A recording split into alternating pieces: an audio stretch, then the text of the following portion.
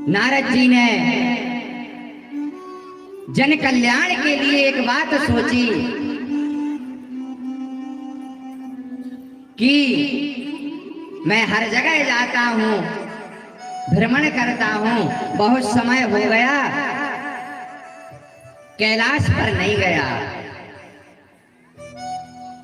और कैलाश पर जाऊंगा तो थोड़ा सा विवाद मां पार्वती और शंकर जी में करवाना आवश्यक है, क्योंकि वो विवाद नहीं होगा तो शंकर जी उनको अमर कथा नहीं सुनाएंगे, और अमर कथा नहीं सुना पाएंगे तो फिर सुखदेव जी का जन्म नहीं होगा।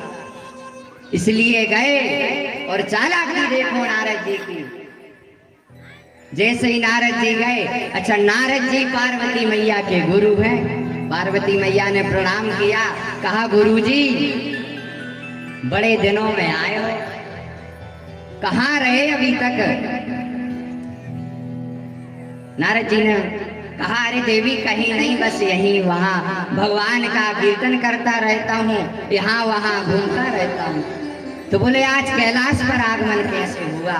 बोले कुछ नहीं, बस ऐसी बात है। कार्य बताओ तो। कहा देवी इस संसार में अब प्रेम नहीं बचा। पार्वती मैया कहती है बात तो सही है, प्रेम तो नहीं बचा।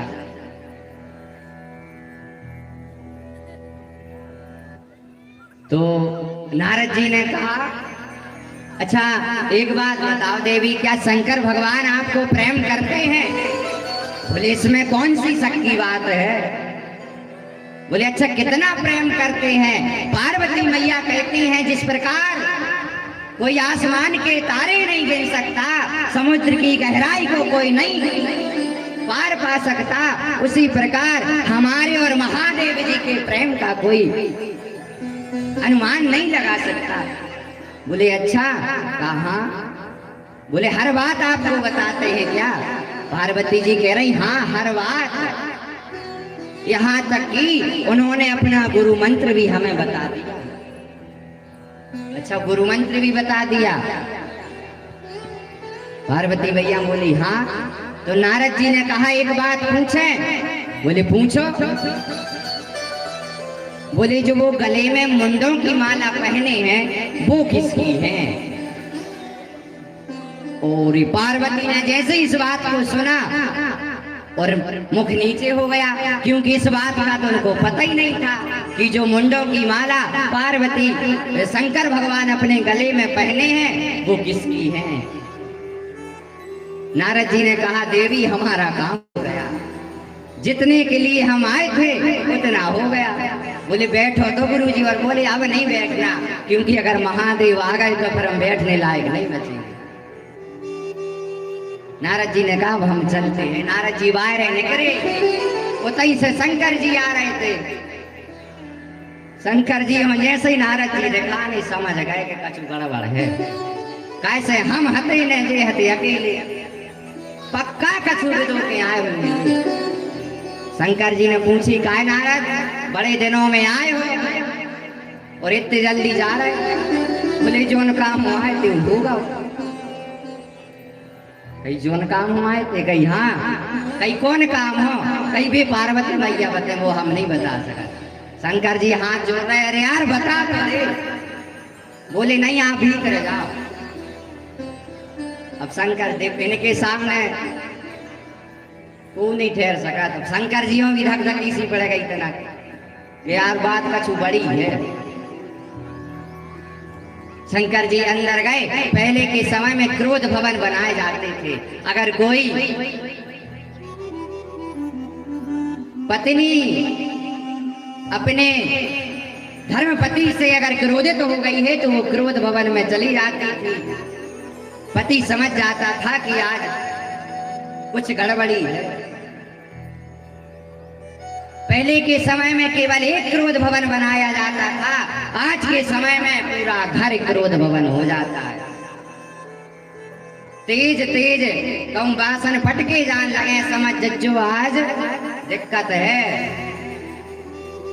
रोटी कमजोर जोर से फटकारन लगी जाए, समझ जज्जो आज ये गुस्सा है। और एक बात और कब उन्हें सुने हैं, जब बेचारे रोटी खावे बैठे, एक ही कोरा टोरो एते लगाओ, बस हो गई शुरू। मम्मी ने तो बीन बीन के कही है तुम्हारी आज, अरे सुख से तो खा लग जाएगा कम से कम, बेचारा हार से आओ, तुमने मुँह सुनाव शुरू कर दो, जो नाट खाने दिए खा के चलो।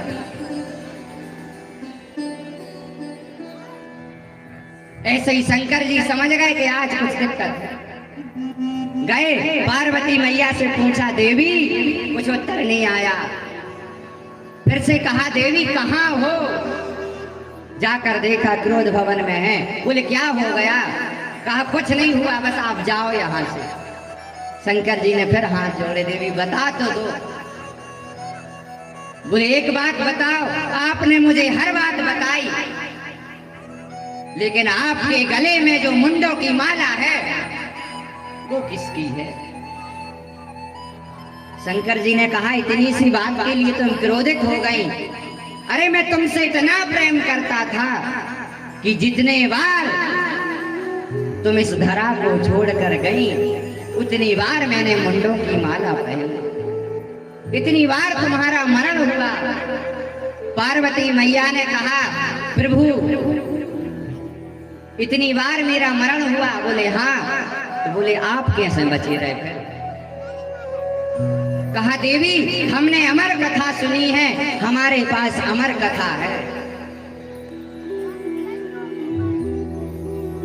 और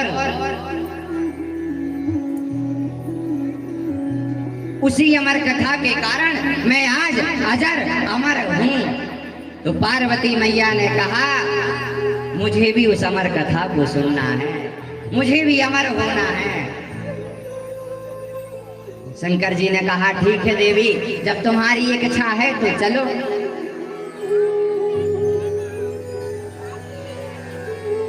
शंकर जी गए, एक सिद्ध स्थान देखा जहां वन ही वन था, और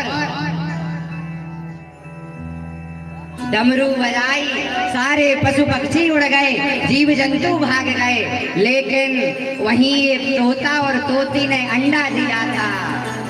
वो अंडा उस पेड़ पर रखा था, और जैसे ही डमरू बजाई तो वो नीचे गिर गया, और जैसे ही नीचे गिरा उसमें से एक छोटे से सुख ने जन्म ले लिया। अब वो छोटा था तो ना उड़ सकता है और ना भाग सकता है। शंकर जी को लगा सब भग गए हैं, एकांतवास है। अब तो मां पार्वती श्रोता बन गई हैं और हमारे शंकर जी वक्ता बन गए हैं। कथा प्रारंभ होती है, कथा प्रारंभ करने से पहले श्री महादेव जी पार्वती मैया की थोड़ी सी बड़वारी कर रहे। किस लिए बड़वारी कर रहे? कि कहीं इनको कथा में कोई विघ्न ना आ जाए। और कह रहे हैं, धन्य धन्य गिरिराज कुमारी, तुम समान को नहीं उपकारी। पूछूं रघुपति कथा प्रसंगा, सकल लोक जग पावनी गंगा। हे पार्वती मैया, हे देवी, धन्य हो आप जो आपने भगवान की कथा मुझसे पूछी है। सकल लोक जग पावनी गंगा, भगवान की कथा तो गंगा के समान है। जहां बह रही है वहां अपने पाप धो लो, आपका कल्याण हो जाएगा। अब तो पार्वती मैया से कहा, हे पार्वती जी, देखो मैं कथा नेत्र बंद करके करूंगा, और आपको कथा सुनते समय निद्रा जरूर आएगी, इसलिए मैं कथा सुनाता जाऊंगा और आप हुंकारा देती जाना। पार्वती ने कहा, ठीक है। भगवान कथा सुनाते जा रहे, पार्वती जी